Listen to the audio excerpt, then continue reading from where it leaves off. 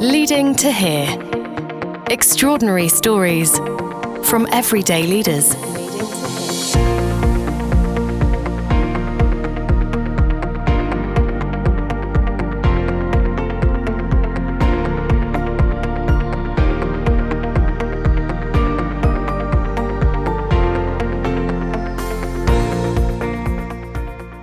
Welcome to Leading to Here. This is a podcast series where we spend a little time with some of the amazing people we've met and worked with at Think in Focus over the last 8 years, as we help individuals, teams and businesses get out of their own way. I'm Richard, and with me is Ricky. Hello, everybody.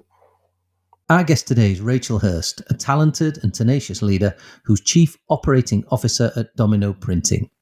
She's gone from growing up with a family in the RAF and at home and overseas to being on the board of a global business. Rachel, welcome. Hi, Richard. Really good to be here. Thanks for the invite to come along and talk to you. No, it's great to have you with us. Before we dive into things, would you like to just tell us a little bit about Domino and also about your current role? Yeah, so I'm Chief Operating Officer for Domino, which is part of the Brother Group. So it's a £4 billion pound turnover company. And Domino turns over around 650 million within that group. We, as part of my role is around really looking at the supply chain, what the strategy of the business is, and bringing the capabilities and those strategic needs together. Yeah. I've worked unusually for Domino for 33 years, so it's been my main role throughout.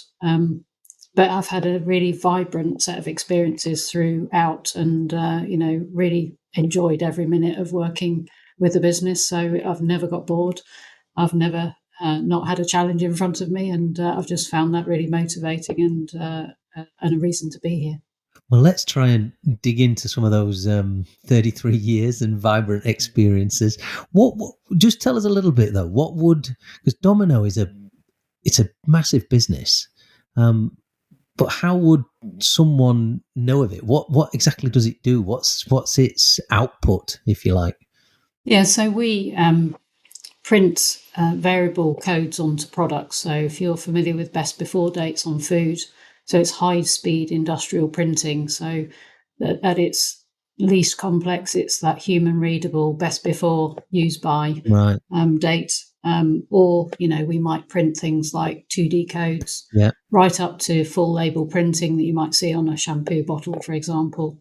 But the key is it's variable, it's real time, and we can provide not only the sort of safety of the consumer, so they know what's safe to eat, yeah, but we also help supply chains operate through being able to trace their goods through those supply chains through using machine-readable codes. So it's fair to say then, probably if I went into the kitchen, the bathroom or the garage or something, I'm going to find a product that I've got that, Domino have helped put through that process. Absolutely everything has a code on it somewhere. So yeah, we're likely to have printed on many things in the house. And often the one that brings to life for people is on eggs. You see the red code on eggs. Sometimes it has the lion mark in the UK. Oh yeah. But we do quite a lot of the printing on eggs in many countries in the world. So I think that's something that most people will say, right then, that makes sense. I get that. Mm-hmm. So Rachel, what we like to do on Leading to Here is try and go back a little bit and understand some of the things that have made you and made you the leader that you are today. So if that's all right, if we may, can we just kind of go back a little bit, back to childhood? So I know when we were talking before, you mentioned that you grew up in an RAF household. Is that right? Yes, that's correct. My dad was in the RAF for 25 years, something like that. So yeah, so it was quite a military household, and you probably can imagine what those are like, if you like. Well, tell us a little bit. What is that like? Yeah, so my dad was quite. I was his first child, so I found it was quite he had high expectations, I suppose, of me, and was that almost like this regimented, organised type way of life? Yeah, a little bit, and he he had these high expectations. And, back then, I suppose, it was a bit more when children were sort of seen and not heard and expected to have very good behaviour and all that sort of stuff. So he had very high expectations of things like that. And I was his first daughter. So I was entirely loved. But, he also, he had that dad thing of sort of letting go of his firstborn daughter and all that sort of stuff. So it was quite a journey through my teenage and stuff like that. But I think that's where I got a lot of my sort of work ethic. He was very, I've had about a handful of days off sick in my whole working career, and he was the same. We just sort of get on with the job, and you commit to doing something, and you do it, and you do what you promise that you're going to deliver. So those sort of values of respect and loyalty and doing your best, I think, all came from that environment, I think. Yeah. And you paint a nice picture there of, I imagine as well as you talked about those teenage years and growing up and almost pulling away a little bit. I imagine that you said that was a journey for you, but I imagine that was also a journey for your dad as he tried to come to grips with that. Yeah. It's it's quite interesting, really, in that sense. So I think I created the sort of borehole, if you like, and then my sister came along, and she was much more wayward than I was, and he's by personality naturally anyway, but he got used to the idea by then, so it was a little less strict at that point. So you led the way there, didn't you? Yeah. So Rachel, was there much mobility? Because RAF, were you always in Germany, or were you moved around a bit? No, I mean, he got to the point where, so it was very early years when we lived in Germany. So it was a really nice experience, actually, because we weren't a family that was particularly well off. So holidays weren't a thing, other than going to Germany for the RAF to live. I don't think I had a holiday abroad until I was about 26. So it was quite late because we didn't have the money. So a lot of our holidays were camping and things like that. So but by being based in Germany with the RAF, we got to travel quite a lot of Europe, which we'd never have had the opportunity to do so otherwise. So it was really, really quite nice in that respect to see so much, so little, really. Did it feel German, or did it feel like you were in a British place but you were in Germany? And what's that dynamic like? It was a British camp that, because we were young, I didn't have the mobility to go out by myself. So really it was sort of exposed to weekends and going out into Holland and places like that at the weekend. But generally, it was an English school, and they didn't even teach you German at that point. So right. I didn't come back being able to speak German, as an example. But once we got into secondary school years, that was back into the UK, and my dad then travelled to work wherever that was, and we stayed around Cambridgeshire basically while he went off, and sometimes lived away during the week, and sometimes didn't, depending on how far his site was. So you touched on school a little bit there. So how was school? Clearly there was a transition between being at school and British school abroad and then back to the UK. But how was school for you? I'm imagining with your dad who got high expectations and you were quite hardworking and quite tenacious. Yeah, I think I definitely put the work in, but I had to put the work in because, I'm not particularly an academic, I wouldn't say. So I was an average achiever at school, and had to work hard to come out with those sort of reasonably average results, to be honest. So, when I look back now and say, well, if you looked at the classroom of people that I was in class with and said, who might be an exec in a big company one day, they certainly would not have picked me because I was heavily introverted and very much not at the top of the class academically either. So, but, there are clearly other attributes that must help me to do okay in my career in some way, shape or form, but it wasn't necessarily being a pure academic. Who were your biggest influences at school? I didn't really enjoy school, if I'm honest. So I couldn't, if I was honest, pick you something like that. I was heavily into horses, so I loved. I used to go and work at riding stables to get free rides, in essence. So that was what I did. Was really go out and do as well as I could at school. I didn't have particularly great friendships groups because we'd moved around, and I moved schools even within Cambridgeshire every couple of years. So it was hard to create sort of long-standing friendships at the secondary school level. Did that bother you, or were you just getting used to it and I suppose felt this freedom and it suited your personality to go riding and be out there on your horse? Yeah, so most of my friends then ended up being the riding friends, if you like. So we tended to congregate around that. Yeah. And that's where I got my social network from and things. And they're people I still know today. And, all of mine and my husband's friendship group are people that we both knew from school, the sort of latter years of school, and mostly from his side of school life. But yeah, they're still our best friends today. So. Okay, so you go through school. It's not particularly your thing. You do okay, but you're enjoying actually finding some time when you're getting into horses and things like that. And you said that perhaps you wouldn't have been picked out from the classroom of being the one that'd be working in a big global company and an executive. So what happened in terms of you left school? What were your thoughts then about what next? Did you have any plans, ideas, or were you just trying to figure it out as you went along? Yeah, so it was a real wrestle, to be honest, because I knew I wanted to do something practical. That seems to be the things that I have strengths in, is organising things and being pragmatic about things. And I wanted to go and do mechanical engineering. That's what I had an interest in. And where did that come from then? That interest? My granddad used to own a garage, and I used to go and help him with the cars when we not very often, but Yeah. when we used to stay for a couple of weeks in the summer. I used to love just going and playing around in the cars, and I've got a real passion for cars even now. So just really have fond memories of those times, and wanted to do something like that, and I didn't really know at that early age what engineering was, for example. So, you get Yeah. into there's the stereotypes of everyone thinks, engineering's a man with an oily rag, and, that's sort of the impression that, certainly the careers advisor had at that point. Oh no, you don't want to do that. You want to go and be a hairdresser. Well, and that would have been fine, by the way, if that's what I wanted to do. But, the careers advice wasn't very good.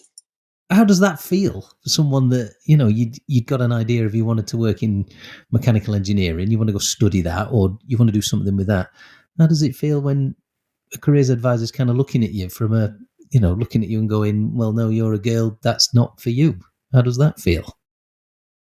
It's a tricky one to answer, because at the time that's sort of what you got. I mean, it was that was of the age where that was normal sort of level of communication, and there were no girls in the engineering course at college, and even my mum was quite worried about getting bullied and all those sorts of things, because if you were that kind of girl, there were connotations on even your sexuality, for example, that sort of thing went on. So my mum discouraged me in the end, not coming from a bad place, but going on to mechanical engineering. No, trying to protect you. Yeah, Yeah. to protect me. And so I went to electronics and started to study there. And I did it, but I really didn't enjoy it. And if you ask me today what I know about electronics, I could probably write it on the back of a Post-it note, to be honest. So it's something I did. I passed the exams, but I never enjoyed it, and I never got to the point where I wanted to progress it. That I did the HNC in electronics in the end. So I did OND, HNC, Yeah. going through a sort of college route. To then it as a means to an end to get onto a degree course in one form or another once I'd worked out what I wanted to do. And that's when you specialised in engineering. Yes, yeah, for sure. And coming to Domino, I came out of my OND, basically went to university and spent 3 months there, dropped out, really realised it wasn't for me, and came home, and my dad was really disappointed in me, and it's the one thing that stayed with me Really? forever. Yeah, so he was really disappointed that I dropped out, and sort of half expected it, I think, is the sort of rhetoric behind that. How did you recover from that feeling, that disappointment? It spurred me on, I have to say, because it's something that nobody ever wants to let their dad down, do they? So No? it's one of the things that sort of motivates you and spurs you on to do better things. So, but it was a real coming home with your tail between your legs moment coming out of university, and so I didn't really know what to do, and so I just started looking for jobs in the local area, and Domino. It wasn't long before Domino was heavily recruiting at the time. Oh. So I'd met my husband to be at that point. So we'd both dropped out of uni at the same time, by the way, and we both got a job at Domino on the same day. So, Oh, really? yeah. So he's not at Domino anymore, but we both started here together as technicians. So your husband, and it wasn't your husband at that point, but Mike. Yeah. So you both start at Domino, and you were a test technician. So what was Domino like back then?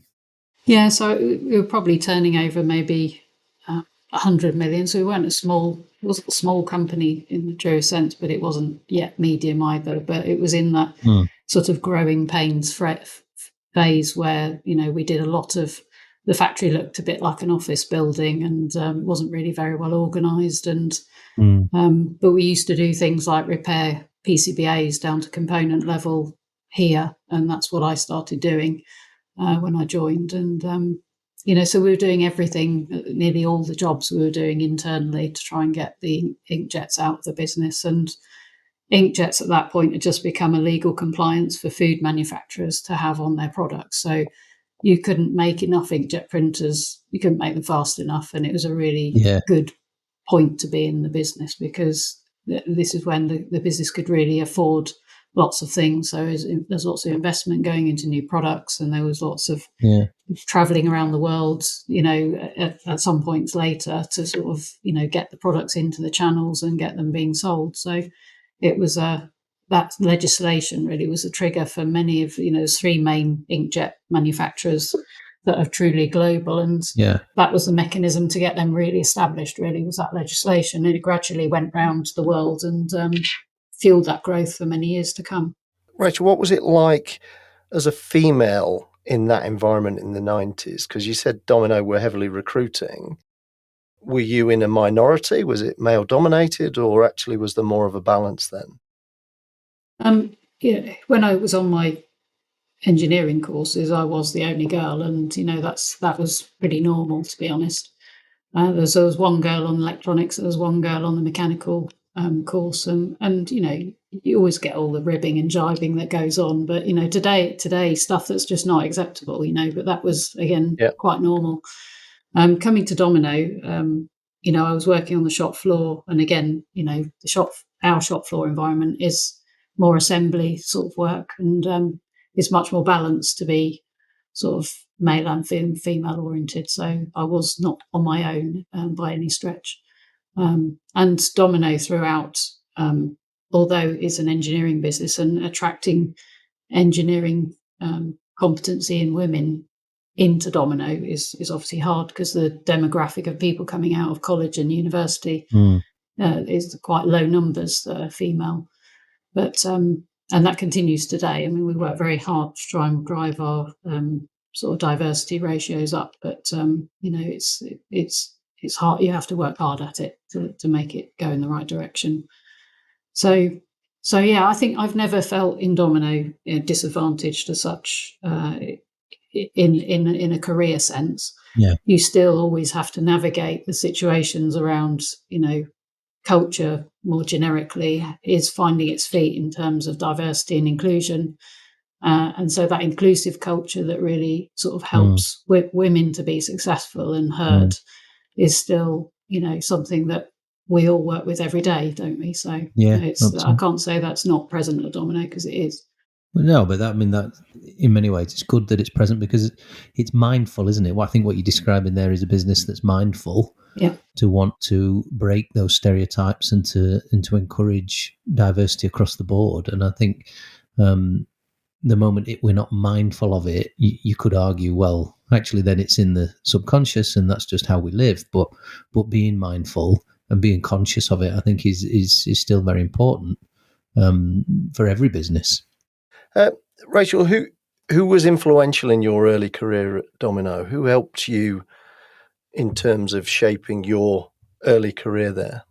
So I was a technician and obviously doing that sort of work, and I knew I wanted to get into manufacturing engineering. So I did get a job. There's a chap called David Bantz who was running ManEng at the time, and he was quite big on education and developing people. And I asked him to sponsor me to think about what I could do next. And we looked at a course at Warwick Manufacturing School or Business School, and they had a Master of Science in Engineering Business Management, and just looked at the course, thought it looked good, but it was the most life-changing experience I think I could have ever had. It's you go from school being something where you're sort of learning stuff, but you don't really ever know how you're going to use the things. Yeah. But the Master of Science that I did, I use every single day, even now. It just turned light bulbs on for me that just accelerated my development like 10 times. It was just liberating in that sense. So this was the moment that, like you say, the light bulb switched on, and you thought, "This is it. I want to use this. I want to do this." Yes, it just ignited a passion in me. It sort of had all of the tools to run a business, but also things around advanced quality tools that really helped me to sort of build in my role as a manufacturing engineer and all that sort of stuff in the end. So, and it was in a learning style that worked for me as well, because I need to be taught. I need to be taught. I don't think I could do an OU degree and survive out of the other end. Although I know lots of people really enjoy those, by the way, but people have to pick the learning style that suits them, don't they? So yeah, it was sort of 7 modules a year taught in a week, so 7 weeks a year where you went away and got taught, and then a year of dissertation. So that worked really well for me, and it's a lot of hard work, as you know, studying and working at the same time, but really, really worth it. Leading to Here. If you're a leader and have a story to tell, reach out at hello@thinkingfocus.com. So you're doing this study. Light bulbs are coming on.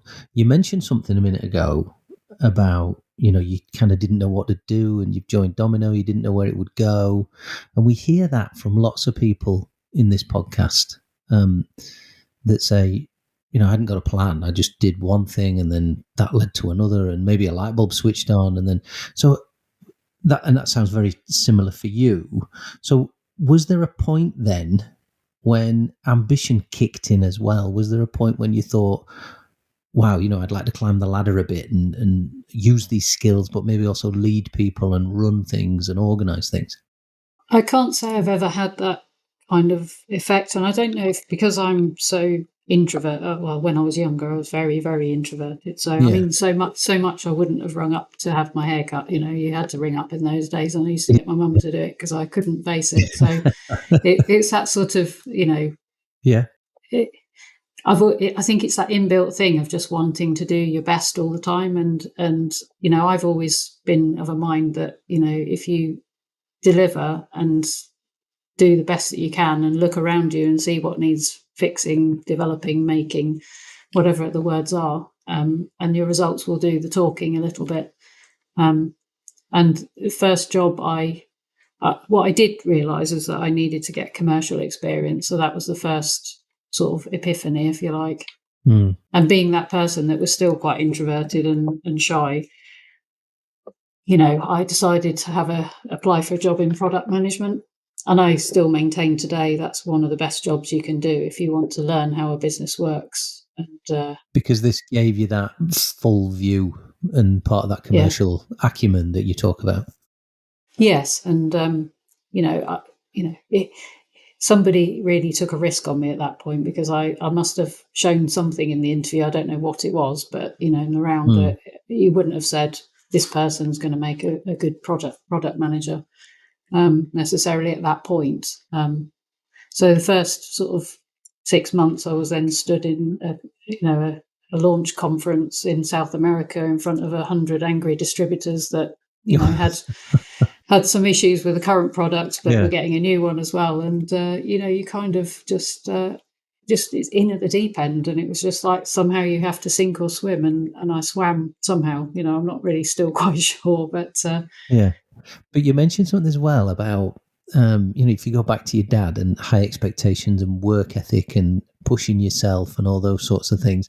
So I think, listening to you, it sounds like some of that's really playing out here about, because you said not so much about ambition, but you said you believed in almost doing a good job, doing it really well, and the results will speak for itself. And that probably sounds like something that might have been influenced by your father. yeah, I think so, and it's borne out really, because that's the last job in Domino I ever applied for. So everything that followed Oh, really? was I was invited to do in one form or another. So you're building a reputation then, aren't you, of someone that gets things done, makes things happen, gets good results, works hard. Yes, well, I'd like to think so. At that point, yeah. So it certainly sounds that way. That's fascinating coming from the stuff you talked about with your dad there. So you move around. In fact, 2001, I think you move into UK factory management. So this sounds like you're leading people now. Is that fair? Yeah, so I sometimes tell the story of at the time we had a HRD in Domino who was quite a character, and after the product management job, I don't think I was. To be fair, I don't think I was going to progress further in product management. So I think it was sort of time for a change, and he was quite insightful in seeing that leaders needed to have breadth as well as depth. So he was quite a fan of moving people around the business. So I like to think it's sort of an informal apprenticeship, if you like. But it was not planned like apprenticeships are today. But Yeah. we used to talk about him having a chessboard on his desk on a Friday evening, and he'd just knock it off the table and put everyone back in the wrong places. So that was sort of his mantra. So he used to move people, like he'd put an accountant that had never run a factory and get them to come and run a factory and see what it was like, and he'd have somebody who was, had decent amount of talent and potential, and he'd take them from an admin role and go and get them to run a sales channel.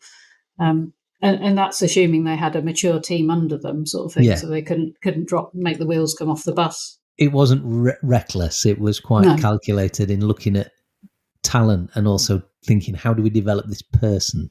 Yes, exactly. And he obviously knew that those people had some aptitude to do that kind of role. So he wasn't doing it blindly, but it felt like that sometimes. But it was so I was a function of his sort of ethos in that sense. And you were a chess piece that got moved. Yeah, I look back and it's like it's really hard to get those sorts of opportunities a lot of the time these days. So I really think in hindsight it was just such a wonderful thing for him to give us the opportunity to do. Well, it's quite often you can get pigeonholed, can't you, in terms of a subject matter expertise or a particular role. Yeah. And then for recruiters of any description to look outside of that becomes really hard because they see you as a jigsaw piece that fits in a particular hole as opposed to, and I think the HR person at that time was really insightful in terms of exposing not just you, but what seemed like other colleagues too, to these different experiences, exactly, which broaden the understanding of how a business works and the complexities, and actually perhaps broke down some of those. What you often see is the silos in these things, don't you? That actually creates almost a stay in your lane approach, whereas actually when you know how these things work, you can be supportive when you move on to your next tour of duty. It's almost like your father in many ways, isn't it? You've done a little tour of duty around the world of Domino instead of the military. Yeah, no, exactly right. And I think it gives so much. You as a leader end up with so much empathy for the other silos in the business, and hopefully they're not silos by that point, because you're able to lead processes and change and all sorts of things, building those capabilities in a cross-functional way, because you've got that level of empathy with how the various functions in the culture in the different functions. Is that still part of the Domino way? It is to some extent. I mean, we had a bit of a break for a while, but we're just we have been re-establishing it over the last sort of 4 years or so. So we call it GDLP, which Richard was part of the first sessions that were built there. But many people have come out of that program within Domino, and high proportions of those people are moved into promoted roles or adjacent roles, or just to build experience for them to be the future leaders of the business. It works really well. Yeah, and I think from my experience working with you, the bit you mentioned there about breadth was evident. We don't just want leaders that've got depth in one role. We want a breadth of experience that will mean that they can lead the business in the future. And you guys were thinking about the future a lot, right back when we first started working with you. And if coming back to you then, Rachel, from this point here, you're starting to manage people and lead teams. You mentioned that you were, totally introverted at one point in your life. Tell us a little bit about how does this introvert then get used to communicating with people, leading people, setting the agenda? What was that journey like for you? I'll say it wasn't without bumps in the road. It's one of those where, it's taken a while for me to get to the point where I'm comfortable speaking, in big groups and all that sort of stuff. But I've always just been surrounded by the most fantastic people. And, my team, even today, I've got people that love presenting, for example, and they know the difficulties I have in places. So we just merge together and cover the bits that suit each of the persons best. So, I've become adept at kind of building teams around me that kind of, and I've always shared my kind of strengths and weaknesses in that sense, and and they appreciate that, and had the teams around me that enable us to function together rather than as individuals. So that's been my approach, and right from running the factory. If you run factories, and at an individual level, I'm a pretty direct person, so I don't have a problem with a sort of one-on-one sort of conversation. And factory people certainly let you have it if you're not on point. So it's one of those where you have to get pretty good at communicating with people and being open, transparent, and honest, and having integrity and all those sorts of things. So that's huge to me. I've got a huge sense of fairness as well. So I don't like to see people being treated unfairly, but equally I am strong when I need to be, in terms of, that doesn't mean you get away with murder at the same time. Is that vulnerability that you described, openness about your weaknesses, openness about your strengths, is that you? Was that typical of the Domino culture at the time? Because in that kind of era that you described, particularly as you're going into this phase of acquisition, quite often leaders are very protective around who they are, what they are, and probably want to hide their weaknesses more than perhaps expose them in that way. Yeah, to be fair, I've probably become better at it in the last sort of 10 or 15 years. Maybe I may have been in that camp in the earlier years, of trying to put a front on it, if you like. But it's become more permissible, I think, in society, really, to sort of share your strengths and weaknesses, and to sort of say how you feel about stuff. But throughout the bulk of the Domino, we had a new CEO in 2015. No, sorry, not 2015. It's probably 2019. And the guy that had led it all through my career up to that point had been a huge sponsor of mine, and also he had been quite passionate about having decent levels of female leadership on the exec team. And we didn't get up to 50%, but we were probably up to about 35% of the exec team being female.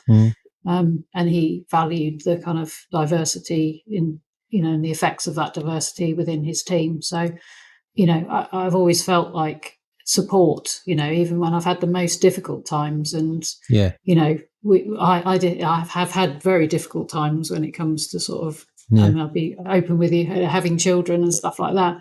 he just would just clear the way if I needed some space or time. Then he would just clear things and allow me to do what I needed to do. So,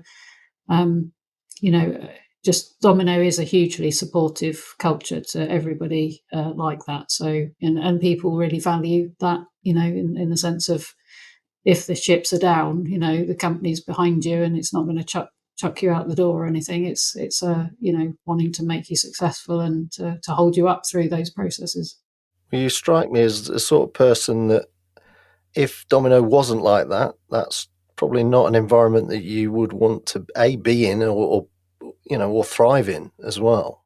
Exactly. It really just really matches the values that I have as a person, and many of the people that work here feel that sort of come through as well. It's one of the things when you do the NPS surveys and things, it comes through very strongly. The people culture is incredibly strong, and our new CEO is even more strongly built on that, and really made it a safe space for everybody, in the sense of trying to encourage people to take more risk and to be more entrepreneurial, but a safe space. If you fall on your face, then it's a safe space to experiment and that sort of thing. So, and that culture's building, and it really has an effect on how empowered people feel, and how much decision making you get to go right down through the organisation, and how everyone in the organisation's engaged in making the business better.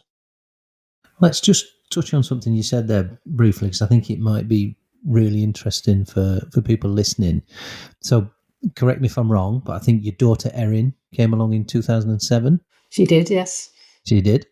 And you mentioned there about the challenges of obviously working and raising a family and those sorts of things. Just tell us a little bit about some of those challenges and how you navigated them, and Domino, provided that environment to support you, because it is still something today that is a challenge for women, but it's also a challenge for men as well. How do you, when you become a dad, how does that affect where you can work and how you work? So just if you don't mind, just share a little of your experience. I think I was 36 when I had Erin, and it wasn't really, my husband didn't think he wanted to have kids up to that point. So it wasn't that we didn't have kids, because it was just more, that was the point in time where she came along, and that was fine. So, but, I'd just been promoted to the exec team at that point, and my boss knew that I was planning to have children, and he was very supportive through that as well. I came back to work reasonably quickly, so within 6 months, and then I worked sort of 4 days a week for the rest of the following 6 months. That's quite hard. It's one of those where you kind of look back and, did I do the right thing or didn't I? I purposefully, again, built a network around me of a childminder that was just a mile from where I work. So if I could go and see her at lunchtime and those sorts of things. But in the round, I still had a job where I needed to travel and all that sort of stuff. So, it is a real balance to sort of manage parenthood. And I've got a fantastic husband, in that sense, in that right the way through, we've just always shared the work equally, and always one of us is at home. Whatever happens, one of us is at home, and stuff like that. So we had some sort of rules of engagement at home, and he's quite happy to load the washing machine when he needs to, and all that sort of stuff. And that's how I think modern families have to function these days. Yeah, definitely, absolutely. So you mentioned there then that you're now on the exec team. Erin's come along. Ricky alluded to it a while ago that the business then went through quite a lot of acquisition and a lot of change. So that sounds like it was probably a really exciting period, but it also sounds like you've just started a family. You're on the exec team. There's a lot of acquisition going on. It sounds like quite a busy period as well. Yeah, I mean, it was great because we had more or less singles.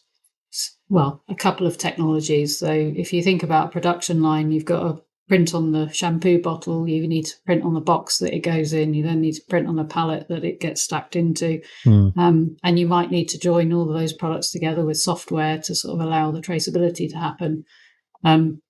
in the round, we only had the shampoo bottle printing part where you're putting the sort of expiry date on, or the batch code or whatever it is. So the aim was then to sort of find different technologies to, whether it's an inkjet or whether it's a laser or whether it's a piezo printing machine, try to fill the portfolio of technologies. So we're typically buying sort of entrepreneurial technology companies, mostly within Europe, but they might have been typically 10 million euros or less.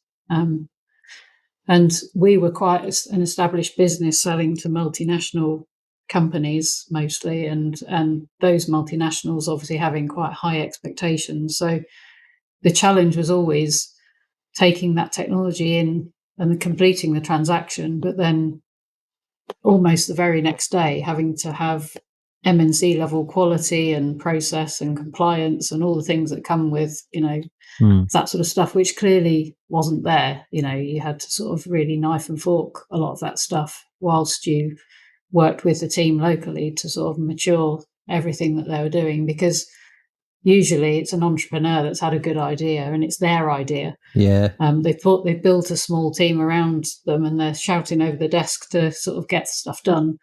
And it's implementing the business systems, the process and everything else behind it to sort of enable it to function within a bigger business like Domino. Yeah, there's an awful lot of work to do, isn't there, with those sorts of organisations that you buy in. But the business clearly then really starts to thrive even more than it had. But then you attract the attention of Brother. This must have been a big moment, I guess, for the company as Brothers start to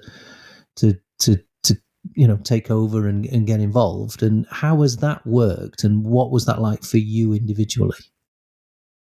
Yeah, so we had all of the best before type printing technologies. The direction of travel for the supply chain industry, if you like, was to go from the human readable code to machine readable codes, which are needing a wider print area, which needs different technology. So we bought some of those, but the sort of full color, full label printing, and then almost direct to shape. So where, for example, you might have seen water bottles with no label on at all, where the printing's done completely onto the bottle in line into the filling process.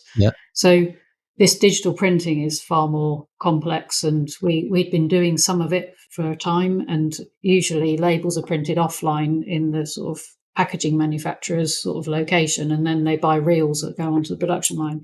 Anyway, as the sort of that will gradually over time move to the point where everything's printed in line, because the Nestle's of the world have to buy these massive rolls. They do production runs for Wimbledon or whatever it is. They want to be able to dynamically change the packaging to promote things and promote their brand.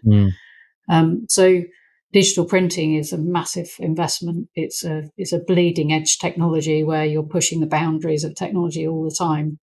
And Domino didn't really have the pockets to be able to fund the direction that we knew the industry was going in. So we went out to try and find someone to acquire us. And we were very clear from our point of view, we didn't want it to be a US conglomerate that was going to strip us of assets and things like that. We wanted it to be a long-term thinking type of company. And amongst others, Brother courted that process, and their motto is by your side as far as the customer is concerned, and just the values, the ethics and the sort of philosophy that they operate their business on really matched the Domino values and things like that. So we just felt it would be a really good fit. And they also had the digital head technology that we were going to need to sort of develop that digital business, because control of the print head, the ink and the software workflow is really important to make that a successful business. And how was it for you, this point when you've, your career's now, really going places? How was it for you to become part of Brother and start to work with them to drive this from here? I found the whole process of first being because we were a FTSE 250 company at that point. So, I'd been I got to the point where I was a couple of years on the board of the company whilst it was a PLC. And that in itself was quite fascinating, being exposed to non-exec directors and that sort of stuff. So I really enjoyed all of that and developed relationships with some of the NEDs that I still have today. Yeah. And really good people. And then with the transaction with Brother, it was just fascinating, going, it was Rothschilds that mostly facilitated their end of the transaction, and just going through that experience at that level was again just something that just many people just don't get the opportunity to do. So really fascinating to see how that size of transaction is made. And having been an acquirer for many years, and acquiring smaller businesses, and then being an acquiree, you really do get to appreciate the sort of the different ends of that spectrum, which is was really, again, really good experience. And Brother have been fantastic the whole way through. We can't really complain at all. The sponsor of that acquisition was the CEO himself of Brother, so we've had direct access to very senior people in their business, and we're considered an investment business for them. So like people say sometimes, well, maybe with Japanese companies, you don't get fast decision making and stuff. Well, we don't experience any of that. If we need help, then we get it. So the values match really was strong between the two companies. Yeah. And that must have been really important for you and all your colleagues, right throughout the business, because as you said, if you'd been gone into partnership or bought by a US company that, to be honest, just wanted what you'd got rather than who you were, this could have been catastrophic, but this was completely the opposite. Yeah. And to be fair, with the acquisitions we'd done, we'd had some real successes, and we had a couple of dodgy ones, and usually it's when that sort of values section doesn't match, and the direction of travel isn't right. So, I've learned, through experience that it's a really, really important area to explore. If you enjoy Leading to Here, listen to our sister podcast, The Question Is, by Thinking Focus. So, Rachel, in terms of your introversion, as you've described many times in this call so far, how did you bring that to life in terms of the opportunity, as you saw it, to the people around you? In terms of the leadership element of this transition, because there would have been quite a bit of uncertainty within the process. You were close to the coalface in terms of why we were doing this, the decision making. How did you break out of that introversion to bring the team along with you?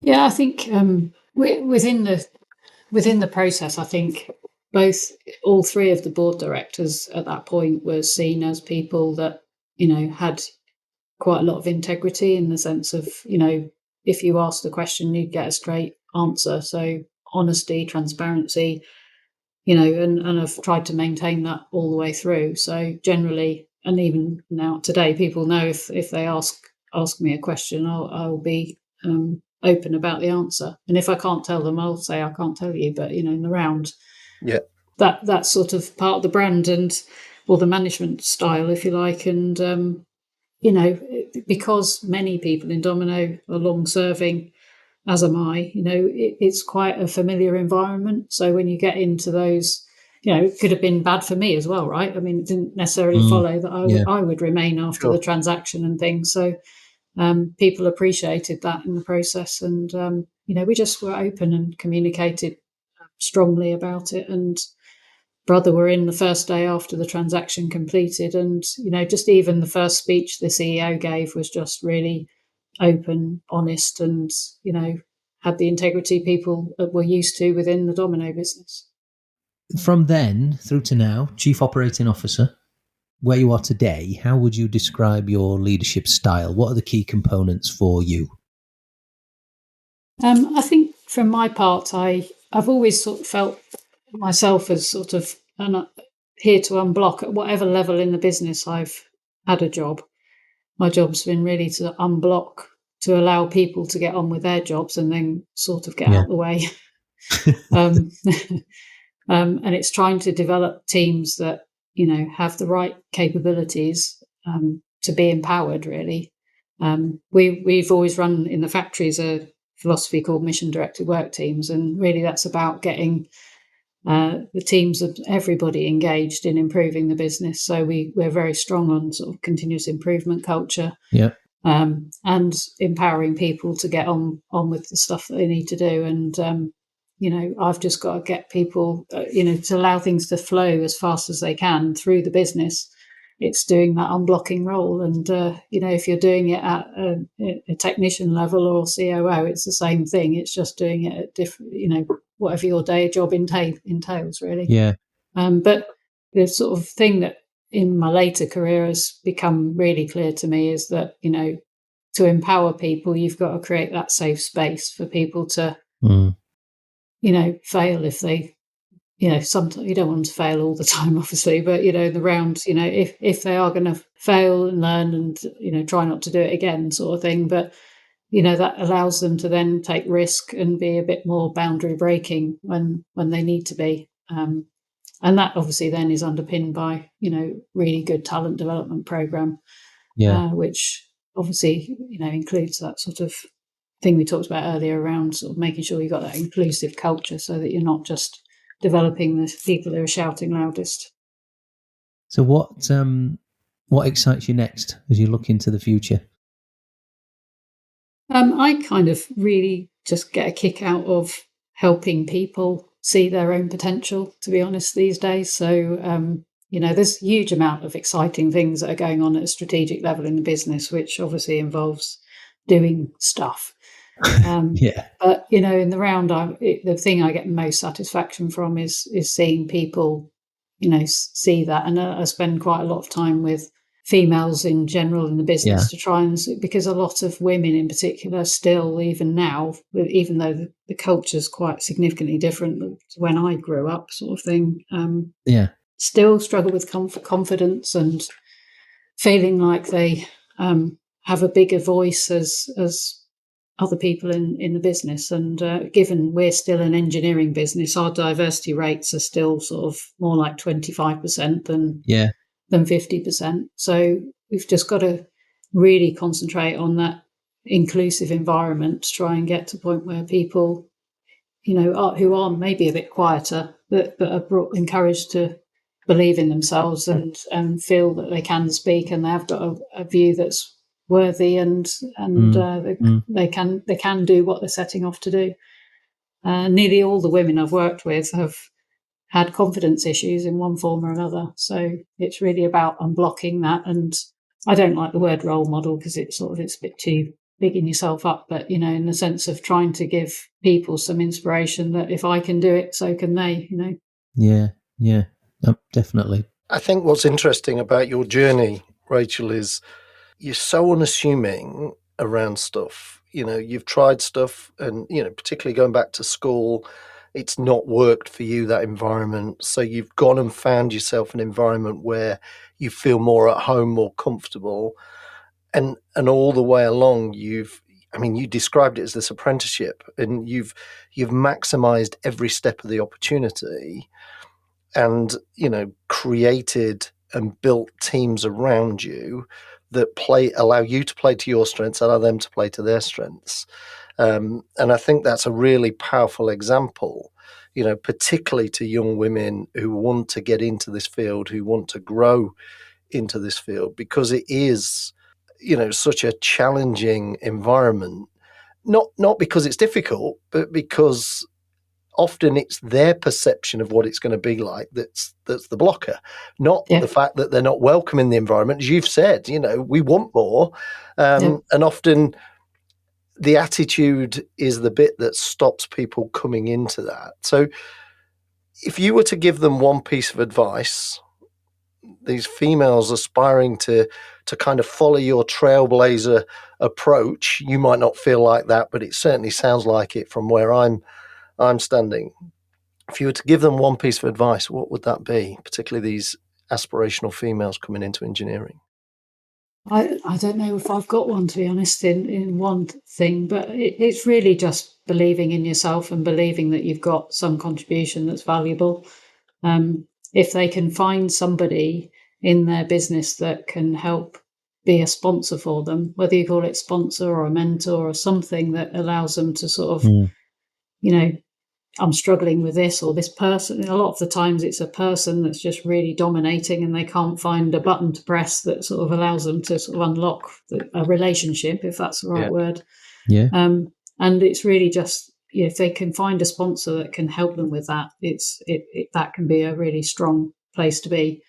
But generally, each person's problem is individual. So, the advice they might need might be different. But in general, that sponsorship, somebody who can help you with the sort of issues you're suffering with, then is a good place to be. And pick someone that you feel you admire a bit and actually think, you want to be like them in one day or whatever. And is there somebody that's been that person for you? Oh, several over the years. And I'm still in contact with people that have helped me along the way. I've absolutely had help from people and they're now retired or whatever.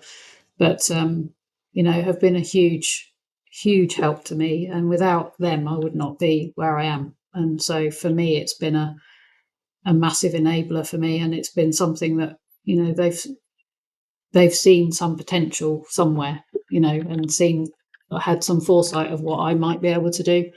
And, that's a really helpful thing to have in your life. And, you might have 2 or 3 of those experiences, but, when you have them and they work, they are just liberating. Yeah. And it's interesting because you talked about your focus now is about helping people to fulfill their potential. So you're kind of paying it forward in terms of what you've managed to get from these, several individuals that have helped you along the way to push you, challenge you, and unblock certain areas that you needed help with and support with. So that's really interesting how you're kind of taking that baton and paying it forward in terms of the work that you're doing now, which is great to hear. And I get huge personal satisfaction. There's nothing nicer than somebody saying, "Do you know what, that really helped me," and I really appreciate it. It's just it really brings a sort of warm glow. So, Rachel, as we come to the end of our time, firstly, thank you very much for sharing your journey to here. At this point, we like to ask you 3 quick-fire questions. Now, I think the third one of these you've just answered, but so we'll give you these. Are you ready? Quick-fire questions, quick-fire answers. Go on then. So, first one, looking back, what's the one thing you're most proud of? My daughter. One thing you do differently if you could go back? 2 daughters. One thing that gives you the energy to keep going? I don't know. In terms of energy, I think I just really get a kick out of making changes that benefit the business and the people that work for it. So that's where I get my kind of North Star from, if you like. And I don't have as I said, working for Domino, you might think you'd be bored after 33 years, but I come to work completely enthused most of the time because I just, I really love what we do. That's brilliant. Rachel, thank you very much for your time. It's been great talking to you. Thank you, Rachel. I'm sure this will be something that's really inspiring for everyone that's listening. Thank you very much. Ricky, really nice conversation there with Rachel. Lots of things we could pick up on, but what stood out for you? Well, I totally agree, by the way. I think really interesting conversation. I think to see somebody who's excelled in a field that is dominated by men, how she stepped up, how she's embraced every single opportunity along that journey. She's been exposed to so much of the way the business operates, how it performs, and she recognized some of those areas of development and went after them. And I think that inner confidence that she got enabled her to really step up at every opportunity that she had. Yeah, I think, like you said, it was very, very male dominated. And even today, as she said, they're pulling through about 25% young females, she said, didn't she, into engineering roles, and they'd like that to be higher. But also, she talked about a dad, the influence he'd had in that RAF upbringing, but also that she was quite and still is today, introverted, and she's learned to work with that to help it become an advantage, and then to push herself to be a bit more extroverted when she's needed to be. So I think all those things and the stuff you mentioned talk about a willingness to learn, be flexible, challenge yourself. And I think that plays out in the way she leads, because she's very open, she's very transparent, she's got this inner, what's important to us to be, have integrity in the way that she deals with people, and the way she's gone about building teams around her that says, I know where my weaknesses are, and is quite open about that. And that vulnerability is really unusual, particularly, certainly at times in a career. And then when you add on to the female dimension within that, that's a real leap and something that's really paid off for her. And she's built these teams around her that allow her to play to her strengths and that play to their strengths as well. Yeah, she talked about seeing her role very much as unblocking, didn't she? Getting things out of people's way so they can do what they need to do, the business needs them to do. She didn't come across at any point of any of this as being one of those leaders where this was all about me. It was actually the opposite. Yeah, the opposite, as you put it. Absolutely. But I think the one kind of final, and there was loads, by the way, but I think the one piece in that jigsaw is, as a female leader in a high-profile, high-powered role, how, we talk a lot in our 4 pillars of leadership, don't we? When we're talking to aspirational leaders, the importance to get the personal pillar right, which allows you to communicate what the expectations are, to have a rules of engagement around how you're going to do your job and what that means for both of you, particularly husband and wife or the wider family. And she talked about how her and her husband had made that work, come to a way of working that was right for them. So meaning that she could combine work and family. Thanks for joining us today. If you'd like to know more about us at Think in Focus, then please feel free to drop us a note at hello@thinkinfocus.com or visit us at thinkinfocus.com online. And join us next time for more insights from relatable, interesting, everyday people as we discuss my journey to here. And of course, please share, like, and subscribe to Leading to Here.